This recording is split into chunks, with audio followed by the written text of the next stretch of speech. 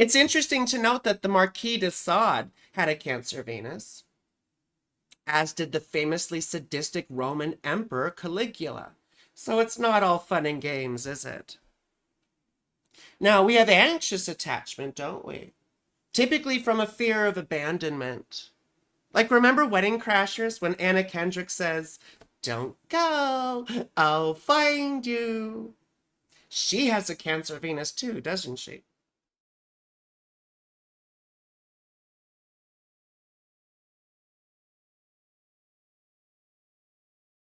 Before we get into your charts, I wanted to talk about Venus entering Cancer, right? For those of you who don't know, Venus is my mama, right? My mama Inanna. I'm a Cancer Venus too, so this is especially fun for me, you know? I love Cancer Venus time. Let's look at the fun chart really quick though, shall we?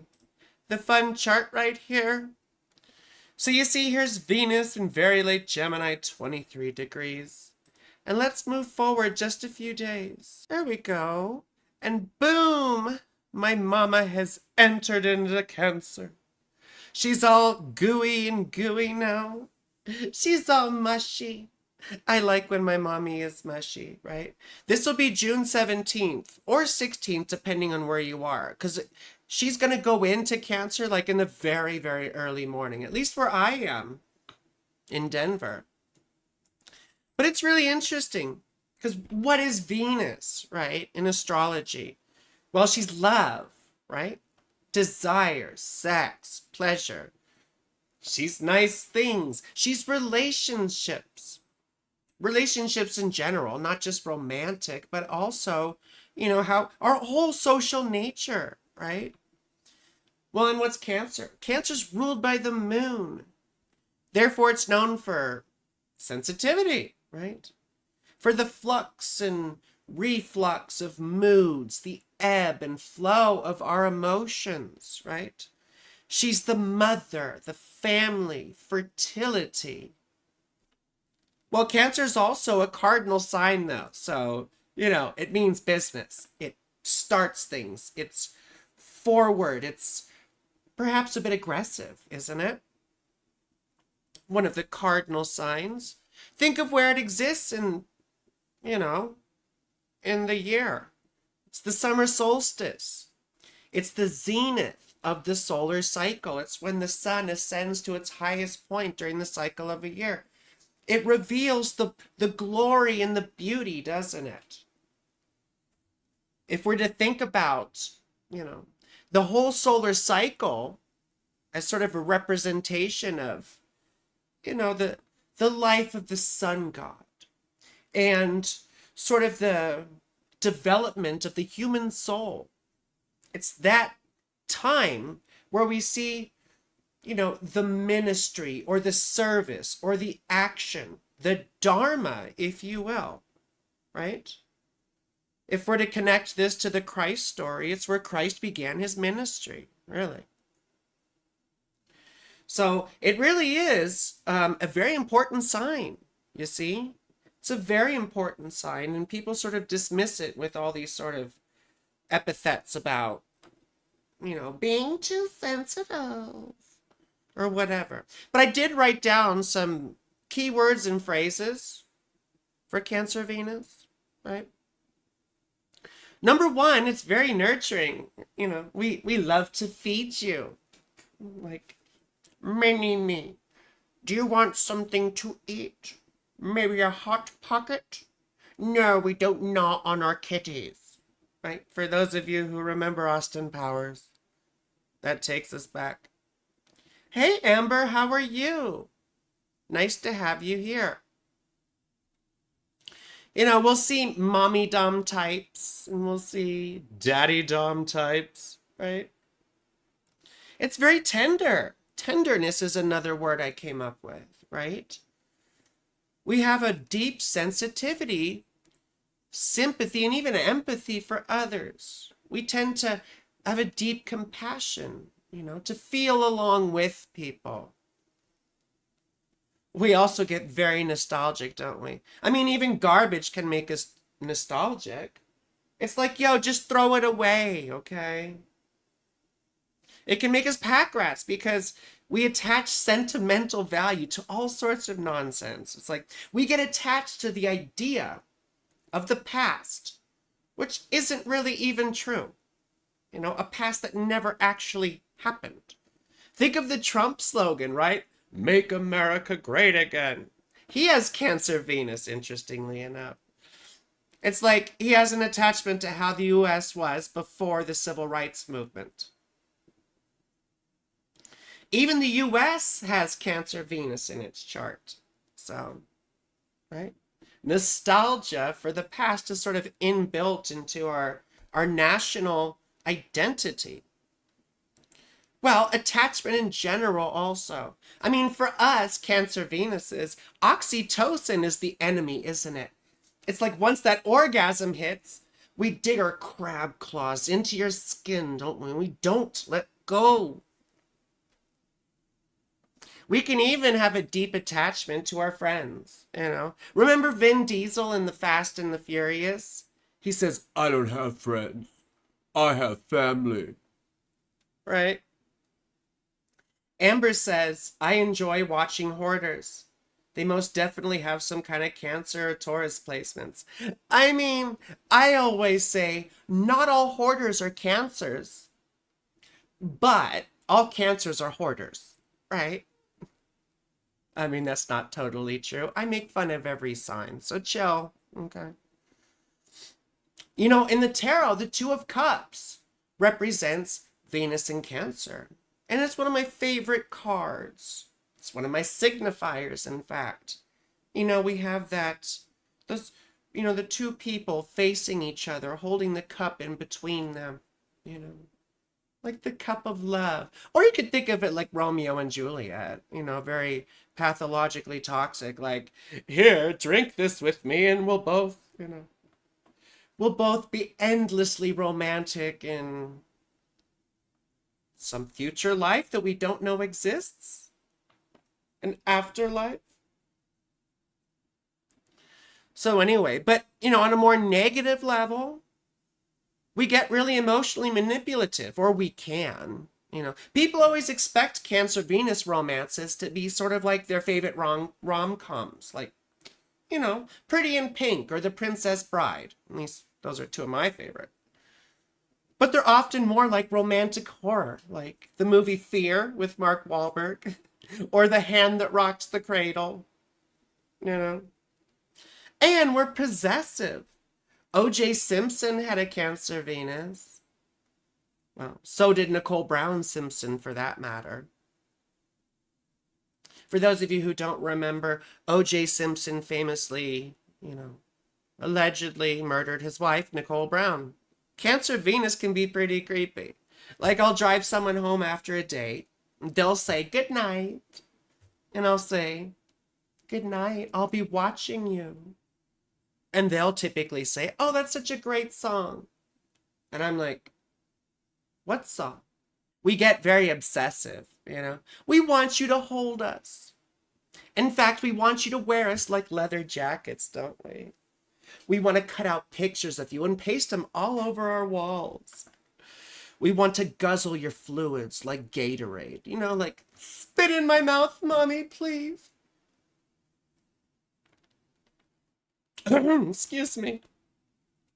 It's interesting to note that the Marquis de Sade had a Cancer Venus, as did the famously sadistic Roman Emperor Caligula.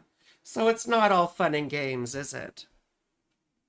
Now, we have anxious attachment, don't we? Typically from a fear of abandonment. Like, remember Wedding Crashers when Anna Kendrick says, don't go, I'll find you. She has a Cancer Venus too, doesn't she? We're very clingy. In fact, tons of past partners have called me clingy, right? I mean, I don't know if the word clingy does it justice, though. I'd say we're more like barnacles on the hull of a ship. I mean, you're not prying us off without a fight, are you? But in general, this is a romantic transit, right? It's a time to make commitments to loved ones, not just partners, but friends and family too. Or maybe your friends are your family, you know? At least close friends are like family for me. And you know what they say, we always hurt the ones we love. And we could be very nurturing and parental. And so this is a time to practice that nurturing side, you see. It's a time to reconnect with our past. It's a time to reflect on nostalgia and family history, perhaps. You know, I make a lot of fun of Cancer Venus because it's my Venus, but it also is a very loving placement. And when Venus goes through Cancer, that time of year typically is a great time for romance, for dating, for making lasting connections. Because Cancer doesn't like flighty type stuff. You know, Venus in Cancer isn't really interested in flings, although we will see a lot of celebrities with Cancer Venus that have a checkered sexual past, if I may be euphemistic, right? But let's talk about what this means for you individually by doing your horoscopes, right? And looking about at how what houses are being included at this time in your natal chart. So we'll start off with Aries Rising. Let me go forward to Aries Rising. Amber says, Cancer Venus is me watching you in the shower placement. Yeah, isn't that right? So anyway, let's go to Aries Rising. So for Aries Rising, this means Venus is entering the 4th house, right? The house of the home and the private life and everything else. So it's interesting because we might think of Aries Rising people as being a bit more active, extroverted, outgoing. But when Venus tours our 4th house, this is more of a time for self-reflection, as Cancer Venus is apt to do, right? It's reconnecting with yourself and your past very literally, because the 4th house is the house of the father, the past, the family legacy, the private life, and the home, right? So this is a time to enjoy your own company, to enjoy your home space. We often feel like we need to make our space beautiful, right? Because Venus is beauty. So we might decorate a little bit, or we might reconnect with a parent, a father in particular, or a grandparent. We might get interested in the culture of our genealogy or our ethnicity, our background. So enjoy this time because, you know, it can be quite fun. It might not be the most sociable or, like I say, the most outgoing, but it is a time to focus on yourself and to relax, you know, enjoy your home, make it feel clean and beautiful around you. You might need to get some cleaning done at this time, so. But let's move on to Taurus Rising. So for Taurus Rising, this means Venus is entering the 3rd house, right? The 3rd house is what? It's siblings, extended family, like aunts, uncles, cousins, right? It's also communication. It can be education, our immediate community, the media we consume, speaking, writing, all that sort of stuff. So when Venus goes into the 3rd house, oftentimes we reconnect with a sister or, you know, a family member. Now I say sister or female family member because Venus represents women typically, but it could be anyone, you know. It also is a time for diplomacy, right? Mercury is here too in your 3rd house. This is where we sort of cultivate the awareness of the effects of our speech. Yes? It's where we get, it's where we practice kind words, right? And lifting each other up, lifting others up, you know? Enjoy your local community. Go to farmers markets. Go to a local event of some sort. It's getting warm out in most places. In fact, where I am, it's getting exceedingly hot. So it is a time to go out and mingle, right? The 3rd house can also be friends and neighbors, people in your community. You see? So learn to enjoy this time. Learn to enjoy this time. But let's move on to Gemini Rising.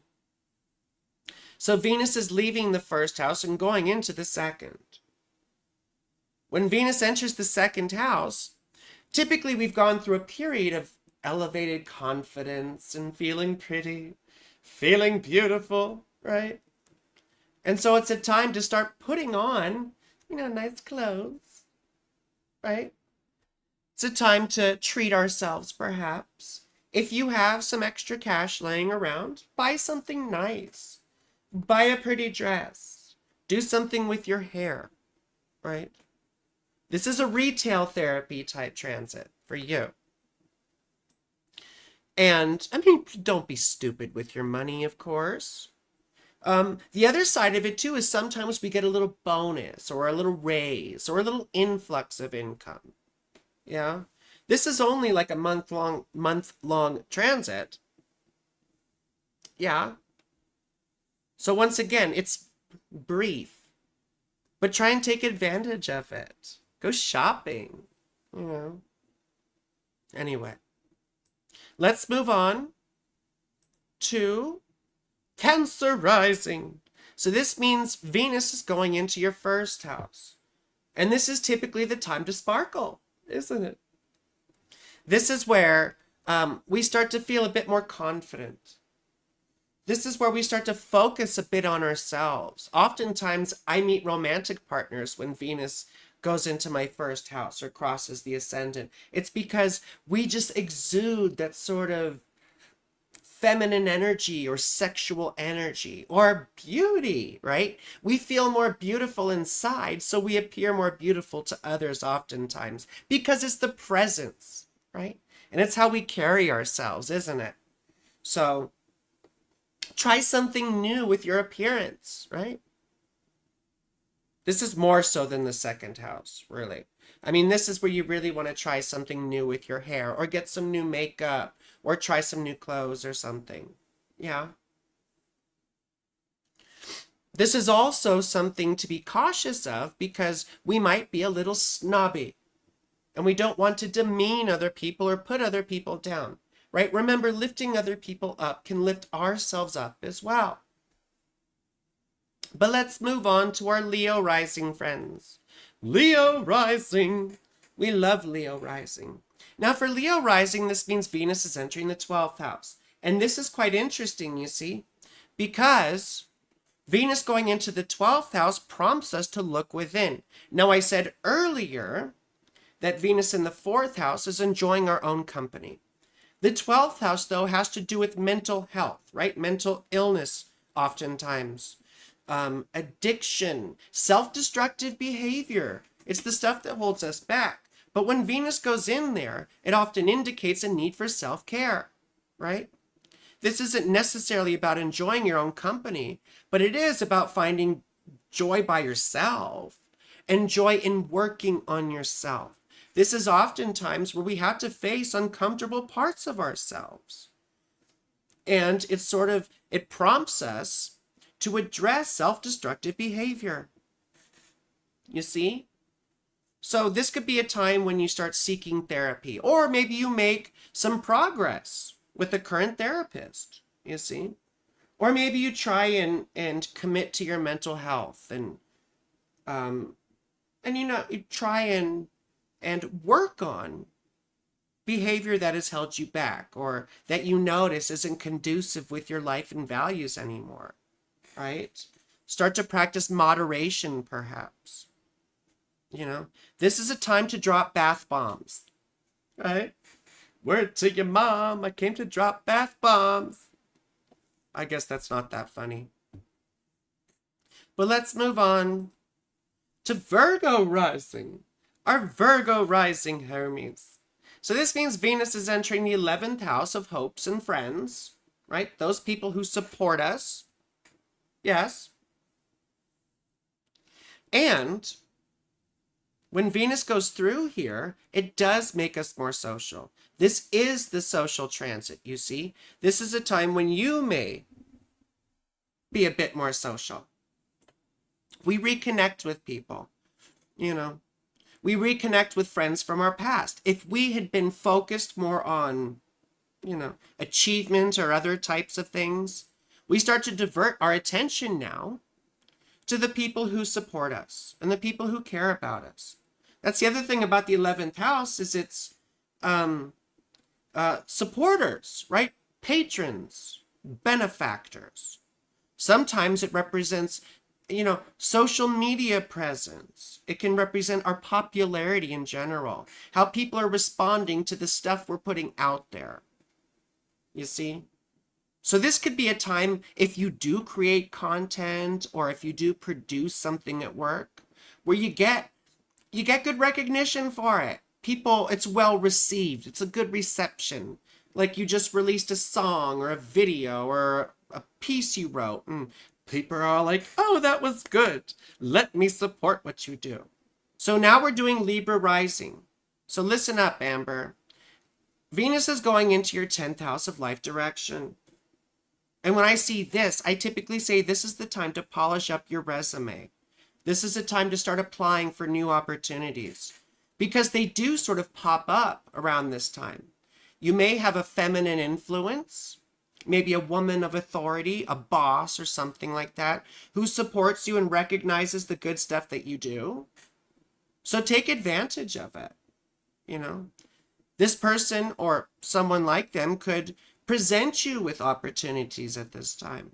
This is also a time to get good recognition from stuff that you've already accomplished, oftentimes. It's a job well done, Bringing beauty to your career or your office or whatever, you see. Bringing beauty to your public life. So anyway, it's interesting to think about in terms of the solstice, right, coming up. Because that's the point in the year when glory and beauty are revealed. It's the Dharma time. So this is about action, right? This is about love and beauty in action. So act accordingly, right? But let's move on to Scorpio Rising. Scorpio Rising, Hermes. So this means Venus is entering the 9th house. Oftentimes we see this correlate with mentors or, a feminine presence that enters in our religious lives in some way or our spiritual lives. Everything Zen says, hello, Libra, I love my nerd. But when Venus goes into the 9th house, we often get presented with new ideas, new ways of looking at things, new worldviews. We connect with people from different cultures or different beliefs, you see. It's about shared understanding. We learn to see things in a new way, right? If we have, legal troubles perhaps going on, this oftentimes represents a resolution. You see? This is not a time to be antagonistic to each other. Rather, we start to look at the way we've connected to our past, right? Maybe legacy beliefs, things that we've been attached to for a long time, and we reevaluate them and reevaluate our relationship to them, Maybe you become a little backward thinking, and like, wow, gosh, I want to reconnect with my ancestors or an ancestral culture or an ancestral belief system or value system. The 9th house is also astrology and philosophy, that sort of thing. Could be a great time to contemplate our existence and make new progress in terms of our awareness of these sorts of things, you see. So it's all very interesting. But let's move on to Snajimattarius Rising. So for our Snajimattarius Rising, Hermes, this means Venus is entering the 8th house. And I think some of you have heard me say, I think of this transit as having to do with forgiveness. As Venus enters the 8th house, oftentimes we reflect on past conflicts that we've had, people that we've hurt or who've hurt us.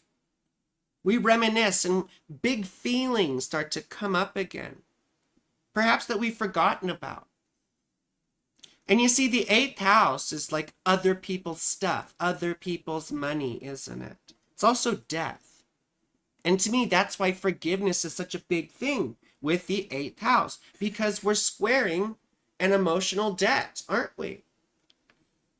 And forgiveness isn't for other people, it's for ourselves, right? We're releasing ourselves from owing and being owed.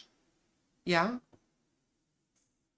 So reevaluate past relationships, or if you feel some resentment or if you feel some guilt, this is the time to work on resolving it, to make amends, to reconcile with people, you see? That's very important. This is a reconciliation type thing. Now, it can also be helpful to your debt situation. We can get a small gift or offering or presentation of money or something else, or we reduce our debt in some way.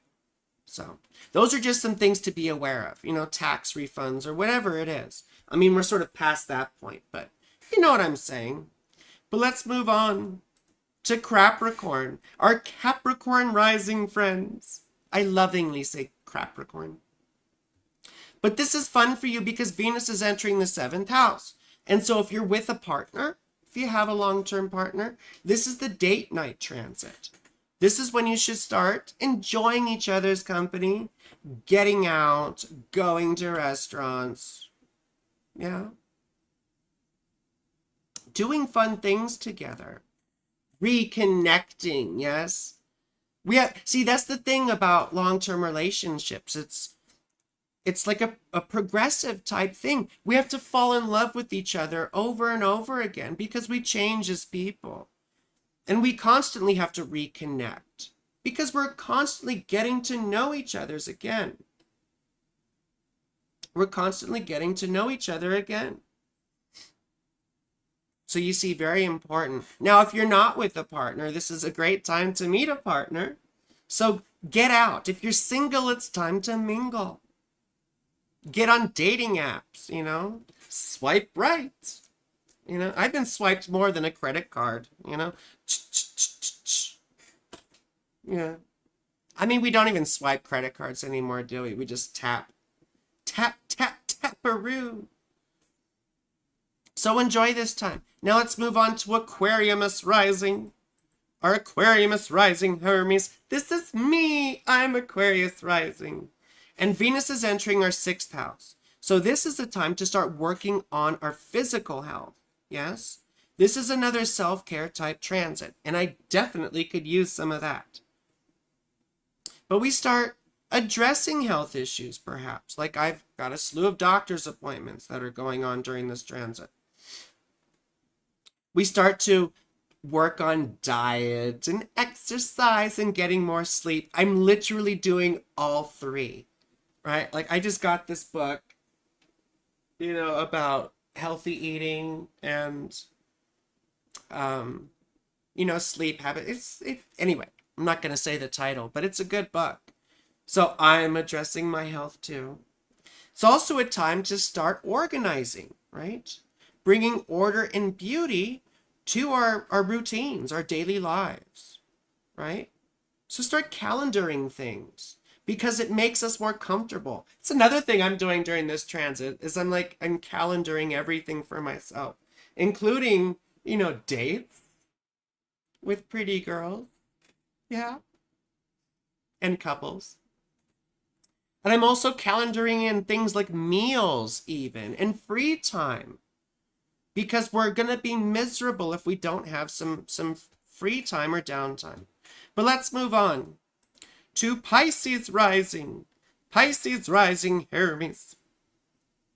This means Venus is entering the 5th house. Lucky you. This is the fun transit, isn't it? It's where we enjoy a romantic life. Yeah? It's where we can have romantic liaisons. But it's about pleasure in general, It's about pleasure in general. Having our own fun. Doing stuff for ourselves. Oftentimes, the 5th house is also children. It's not just pleasure and fun. And so we could reconnect with our kids if we have kids. We could see positive positive developments with a pregnancy. Yeah. Or we could get pregnant sometimes. I'm not going to put that on you because I'm sure you don't want to. Or maybe you do. But it definitely is a time to make love, you know.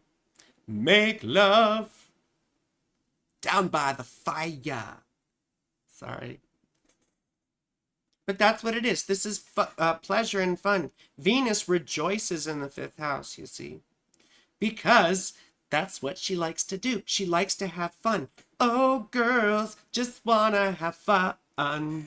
Oh, girls, that's all we really want. Some fun.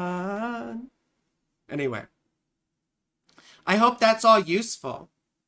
So remember, enjoy this. Venus transits are very brief for the most part, you know. So make the most of it. Wherever you are, whatever your rising sign is, look to that house, the whole sign house Cancer is for you. And that will indicate what's going on. So anyway, now we can talk about your individual charts. Thank you for watching. Like this video and subscribe to my channel. Please also consider tipping me. You can give through Super Thanks below or use my PayPal link in the description. It helps me keep making such wonderful content. And remember, I do the best readings. It's science. You can book through my website, saturngirl.org, or contact me directly. All my info is below in the description. And remember, I love you. You're beautiful. And have a wonderful whatever it is you're having.